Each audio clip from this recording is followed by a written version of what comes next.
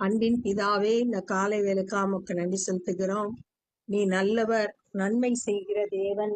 உம்மை நன்றியோடு துதிக்கிறோம், உம்மை ஸ்தோத்தரிக்கிறோம்.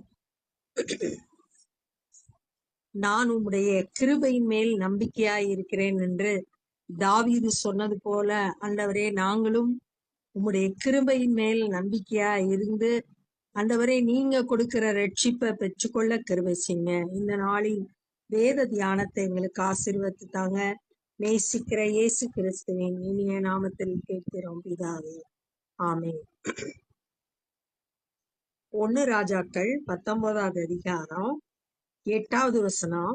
அப்பொழுது அவன் எழுந்திருந்து புசித்து குடித்து அந்த போஜனத்தின் பலத்தினால் 40 நாள் இரவும் பகலும் ஓரேப் என்னும் தேவனுடைய பர்வதம் மட்டும் நடந்து போனான்.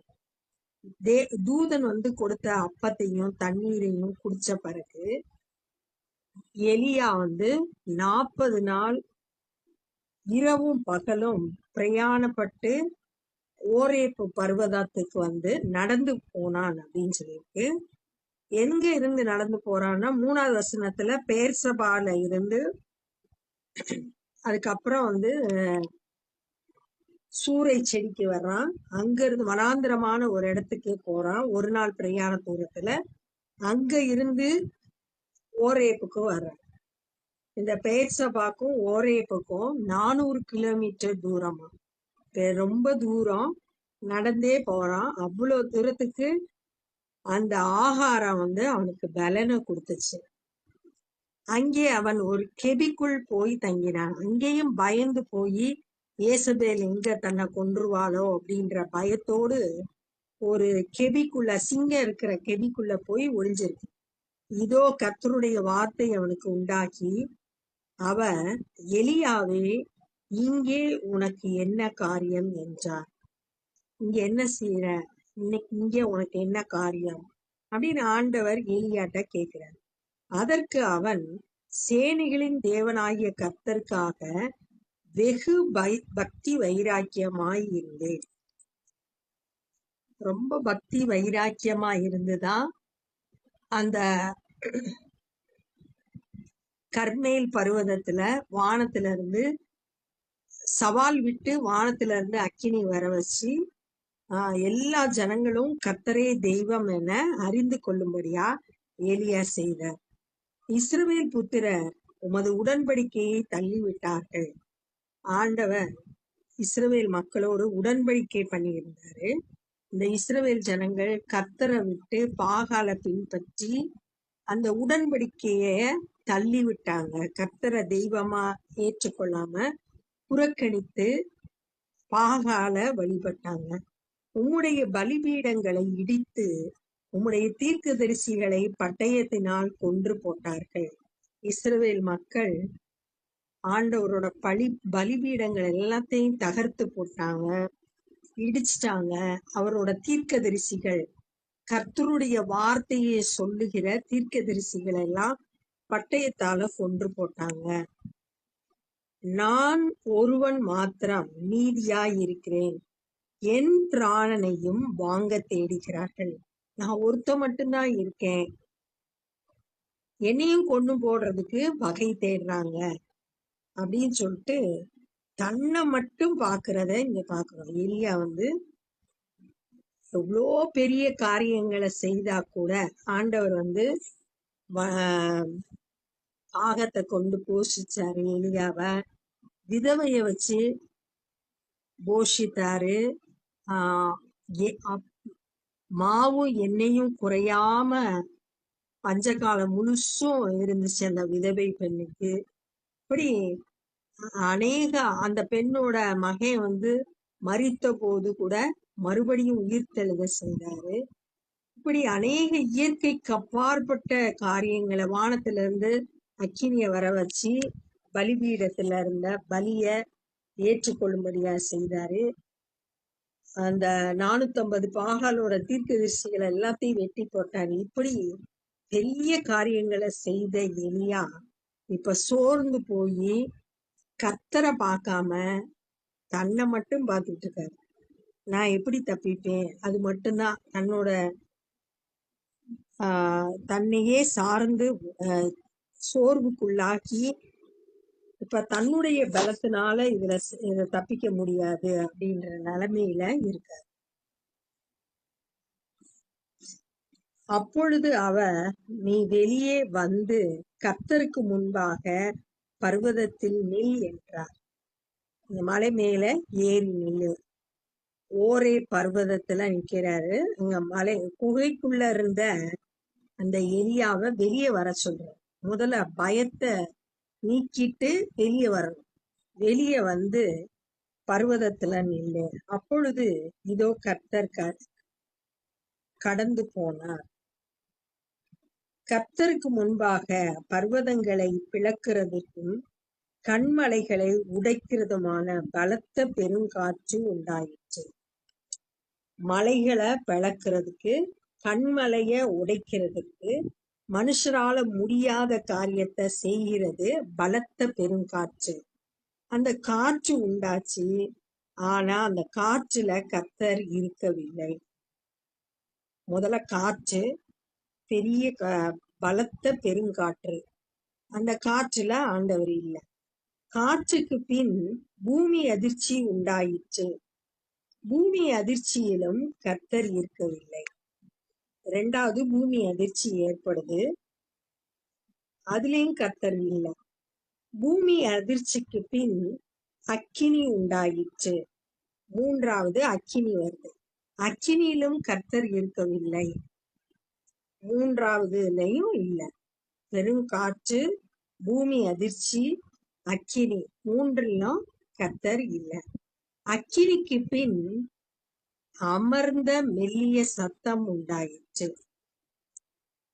முதலெல்லாம் பெரிய பயங்கரமான பெருங்காத்து, பூமி அதிர்ச்சி, அக்கினி, இதெல்லாம் இயற்கைக்கு அப்பாற்பட்ட விதங்கள்ல செயல்படுறது, வித்தியாசமான முறைகள்ல செயல்பட. அதுல எல்லாம் ஆண்டவர் இல்ல. அமர்ந்த மெல்லிய சத்தம் உண்டாயிற்று. அதை எலியா கேட்டபோது தன் சால்வையினால் தன் முகத்தை மூடிக்கொண்டு வெளியே வந்து, கர்த்தருடைய சத்தத்தை கேட்கும் போது தன்னுடைய முகத்தை சால்வையினால மூடிக்கொண்டார். இது யாத்ராகமும் 3வது அதிகாரம் 6வது வசனத்துல கூட மோசே கர்த்தரோட சத்தத்தை கேட்கறதுக்கு பயந்து போய் தன்னுடைய முகத்தை மூடிக்கொண்டான் இருக்கு. பழைய பாட்டு நாட்கள்ல கர்த்தரை பாக்குறதுக்கும் முடியாத காரியம். ஏன்னா அவர் மகிமையின் நிறைந்தவர், பிரகாசமானவர். அதனால முகத்தை மூடிக்குவாங்க. இங்க இவன் தன் சால்வையினால் தன் முகத்தை மூடிக்கொண்டு வெளியே வந்து கெபியின் வாசலில் நின்றான். இப்ப கெபியோட வாசல ஆண்டவரோட வார்த்தைக்கு கீழ்ப்படிஞ்சு இப்பதான் வெளியே வந்து, இதோ எலியாவே, இங்கே உனக்கு என்ன காரியம் என்கிற சத்தம் அவனுக்கு உண்டாயிற்று. அப்ப கீழ்ப்படியும் போதுதான் ஆண்டவரோட சத்தத்தை நம்ம கேட்க முடியும். நம்ம கீழ்ப்படியலைன்னா ஆண்டவரோட சத்தத்தை நம்ம கேட்க முடியாது. இப்ப அதே கேள்வியத்தான் திரும்ப ஆண்டவர் கேட்கிறார். 9வது வசனத்துல எலியாவே, இங்க உனக்கு என்ன காரியம் கேட்டது போல திரும்ப மறுபடியும் கேட்கிறார். அதற்கு அவன், சேனைகளின் தேவனாகிய கர்த்தருக்காக வெகு பக்தி வைராக்கியமாயிருந்தேன். இஸ்ரவேல் புத்திரர் உமது உடன்படிக்கையை தள்ளிவிட்டார்கள். உம்முடைய பலிபீடங்களையும் இடித்து உம்முடைய தீர்க்கதரிசிகளை பட்டயத்தால் கொன்று போட்டார்கள். நான் ஒருவன் மாத்திரம் மீதியாயிருக்கிறேன். என் பிராணனையும் வாங்க தேடுகிறார்கள். அதே பதில 10வது வசனத்துல சொன்ன அதே பதில மறுபடியும் எலியா கர்த்தரிடத்துல சொல்றாரு. யோசிக்கவே இல்லை. ஏன் ஆண்டவர் 2வது முறை கேட்கிறாரு அப்படின்னு சொல்லிட்டு யோசிக்கல. அதே பதில மறுபடியும் சொல்றாரு. அப்பொழுது கர்த்தர் அவனை பார்த்து, நீ தமஸ்குவின் வழியாய் வனாந்திரத்திற்கு திரும்பி போய் ஆசகேலை சீரியாவின் மேல் ராஜாவாக அபிஷேகம் பண்ணி, பின்பு நிம்சியின் குமாரனாகிய யெகூவை இஸ்ரவேலின் மேல் ராஜாவாக அபிஷேகம் பண்ணி, ஆபேல் மெகோலா ஊரானாகிய சாப்பாத்தின் குமாரனாகிய எலிசாவை உன் ஸ்தானத்திலே தீர்க்கதரிசியாக அபிஷேகம் பண்ணு. இவ்வளவு நேரமும் பயந்து கொண்டிருந்த அந்த எலியாவுக்கு இப்ப ஆண்டவர் ஒரு வேலை கொடுக்கிறார். 3 காரியத்தை செய்ய சொல்லி தன்னுடைய திட்டத்தை நிறைவேற்றும் பணிய எலியாவுக்கு கொடுத்திருந்தார். எலியாட்ட பேசுறார். இப்ப இனிமேல் எலியா தன்னுடைய சிந்தனைகள் எல்லாம் மாத்தி ஆண்டவர் சொன்னதை நிறைவேற்றும்படியா செயல்பட வேண்டும். ஆண்டவர் 3 காரியத்தை செய்ய சொல்றாரு. ஏன்னா இந்த பாகாலோட வழிபாட்டுல இருந்து இஸ்ரவேல் மக்களை மீட்டெடுக்கிறதுக்காக ராஜாக்களை மாத்த சொல்றாரு. தீர்க்கதரிசிய அபிஷேகம் பண்ண சொல்றாரு. இந்த 3 காரியத்தை செய்ய சொல்றாரு. எப்படி போனோம்? வனாந்திரத்துக்கு போய் ஆசகேல சீரியாவின் மேல தமஸ்கு வழியாக அந்த தமஸ்கு சீரியரோட தலைநகரம். அங்க போய் ஆசகேல ராஜாவாக அபிஷேகம் பண்ணு. சீரியர்களோட ராஜாவா ஆசகேல முதல்ல அபிஷேகம் பண்ணு. 2வது யெகூவ இஸ்ரவேலின் மேல் ராஜாவாக. இஸ்ரவேலோட ராஜாதான் ஆகாப்பு. ஆகாப்போட மனைவிதான் ஏசபேல். அவதான் கொலை செய்யும்படியா தேடிக்கிட்டு இருக்கா. ஆனா ஆண்டவர் யெகூவ தைரியமா அடுத்த ராஜாவாக நீ அபிஷேகம் பண்ண, தைரியத்தோட செயல்படணும் அப்படின்னு சொல்லிட்டு ஆண்டவர் 2வது காரியம் சொல்றாரு. 3வது எலிசாவை உன் ஸ்தானத்திலே தீர்க்கதரிசியாக அபிஷேகம். உனக்கு அப்புறம் தீர்க்கதரிசியா எலிசாவ நீ அபிஷேகம் பண்ணணும். பழைய ஏற்பாட்டு நாட்கள்ல ராஜாக்களுக்கும் தீர்க்கதரிசிகளுக்கும் மாத்திரம் அபிஷேகம் பண்ணப்பட்டாங்க. அந்த மாதிரி அபிஷேகம் பண்ணு அப்படின்னு சொல்றாரு. எந்த ஒரு ஊழியமா இருந்தாலும் ஒரு தலைவர் இருந்தா அதுக்கு அடுத்து அதை யாரு நடத்த போறா அப்படின்றது தெளிவு அவங்களுக்கு இருக்கணும். அது ஒரு ஸ்தாபனம் தொடர்ந்து நடத்துறதுக்கு ரொம்ப அவசியமான காரியம். இங்க எலியாவுக்கு அப்புறம் எலிசா அப்படின்றத ஆண்டவர் தெளிவா சொல்றாரு. ஒருவேளை எலியா தனியா இருக்காம இந்த எலிசாவோடு சேர்ந்து இருக்கும்போது தன்னுடைய பாரங்களை பகிர்ந்து கொள்றதுக்கு கூட அது உதவியா இருக்கும். உன் ஸ்தானத்திலே தீர்க்கதரிசியாக அபிஷேகம் பண்ணு அப்படின்னு சொல்லும் போது அதற்கு எலியா தன்னை ஆயத்தப்படுத்தணும். இப்ப 3 காரியத்தை செய்ய சொல்லி சொல்றாரு. சம்பவித்ததாவது என்ன நடக்குது அப்படின்னு பார்த்தோம்னா, ஆசகேலின் பட்டயத்துக்கு தப்பினவனை யெகூ கொன்று போடுவான். யெகூவின் பட்டயத்துக்கு தப்பினவனை எலிசா கொன்று போடுவார். முதல்ல ஃபர்ஸ்ட் ஆசகேல். சீரியா ராஜா யார் பட்டயத்துக்கு தப்பிச்சா யெகூ அடுத்த ராஜாவாகிய யெகூ அவனை கொன்று போடுவான். அதுலயும் தப்பிச்சுட்டா எலிசா கொன்று போடுவான். ஆனாலும் பாகாலுக்கு முடங்காதிருக்கிற முழங்கால்களையும் அவனை முத்தம் செய்யாதிருக்கிற வாய்களை உடைய 7000 பேரை இஸ்ரவேலில் மீதியாக வைத்திருக்கிறேன். முழங்கால் சொல்லப்பட்டிருக்கு, வாய் சொல்லப்பட்டிருக்கு. பாகால முன்பாக முழங்கால் படியிடக்கூடாது, பாகால முத்தம் செய்யக்கூடாது. அப்படிப்பட்ட 7000 பேரை இஸ்ரவேல். எலியா சொல்றாரு, நான் ஒருத்த மாத்திரம்தான் இருக்கேன்னு. ஆனா ஆண்டவர் சொல்றாரு, பாகால வழிபடாத 7000 பேர் உன் கூட இருக்காங்க. எலியாவுக்கு தைரியத்தை கொடுக்கும்படியா இந்த வார்த்தைகளை கர்த்தர் பேசுகிறார். அப்படியே அவன் அவ்விடம் விட்டு புறப்பட்டு போய் 12 ஏர் பூட்டி உழுத சாப்பாத்தின் குமாரனாகிய எலிசாவை கண்டான். 3வது காரியம்தான் எலிசாவை பத்தி சொல்லியிருக்கு.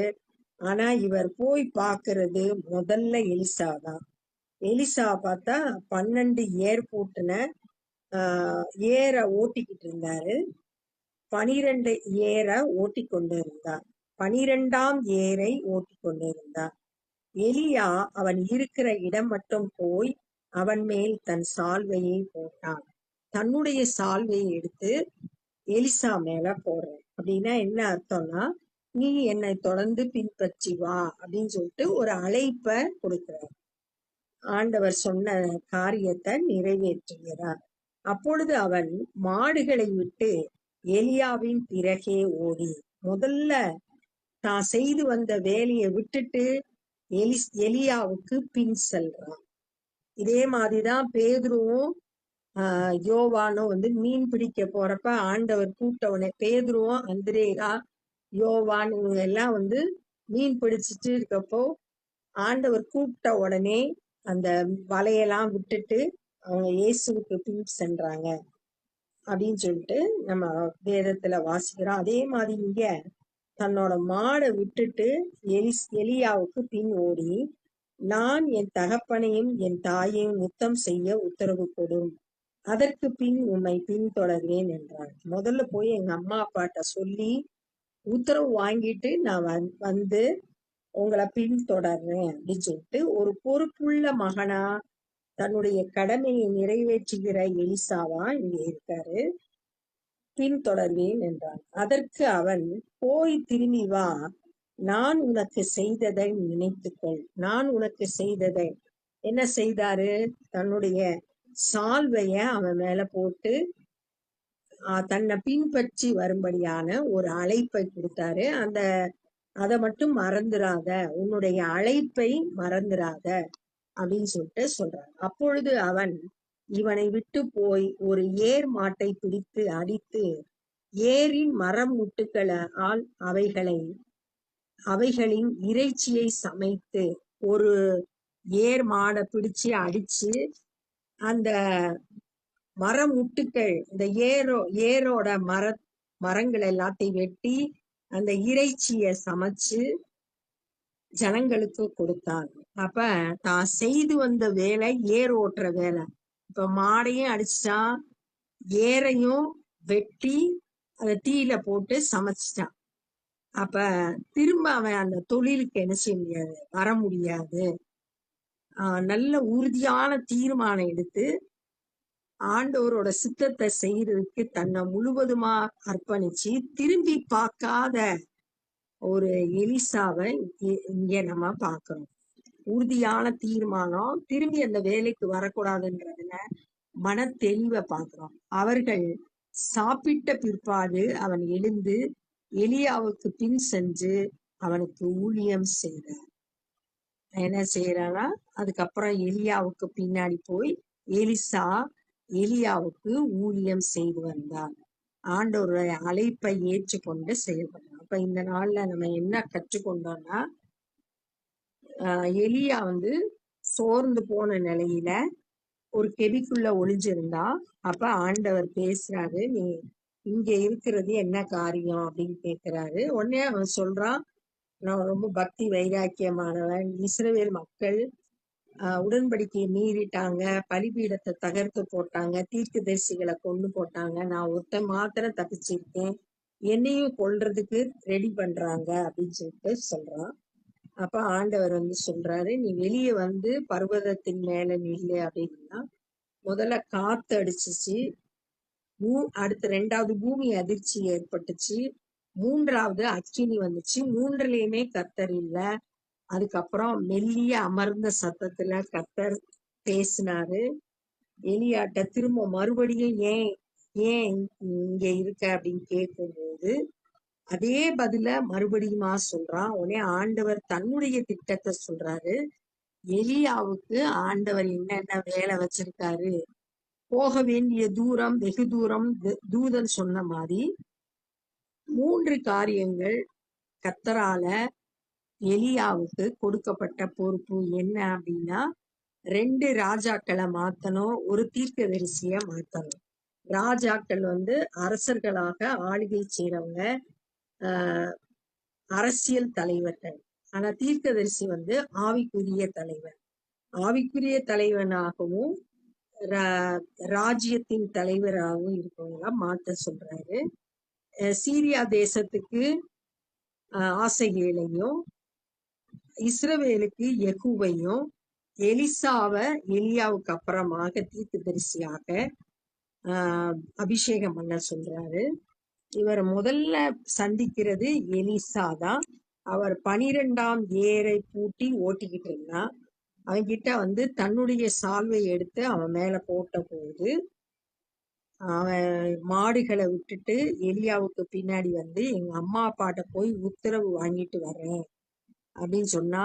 ஆனா எலியா சொன்னாரு, நீ நான் செய்ததை மட்டும் நினைத்துக்கொள், உன்னுடைய அழைப்ப மறந்துடாத அப்படின்னு சொல்றாரு. எலிசா போய் ஏர் மாட்டை பிடிச்சி அடிச்சு அந்த மரம் முட்டுகளை வச்சு சமைச்சு ஜனங்களுக்கு கொடுத்தான். அவனும் சாப்பிட்டுட்டு எழுந்து எலியாவுக்கு பின் சென்று அவருக்கு ஊழியம் செய்தான் அப்படின்றத இந்த நாள்ல நம்ம தியானிச்சோம். இப்ப நம்ம ஜெபம் பண்ண போறோம். அன்பின் பிதாவே, இந்த நாள்ல நாங்க கற்றுக்கொண்ட அந்த வேத பந்திக்காய் நன்றி செலுத்துகிறோம். ஆண்டவரே ஸ்தோத்திரம். ஆண்டவரே, உங்களுடைய திட்டத்தை செயல்படுத்த எலியாவை பலப்படுத்தினீர், அதற்காக துதிக்கிறோம்.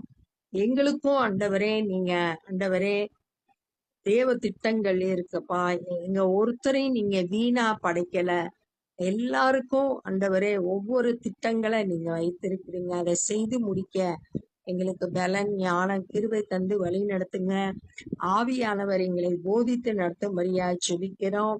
ஆண்டவரே, எலிசாவை போல எடுத்த தீர்மானத்துல உறுதியாய் இருக்க, உம்மை பின்பற்றுகிறதுல உறுதியாய் இருக்க கிருபை செய்யுங்க.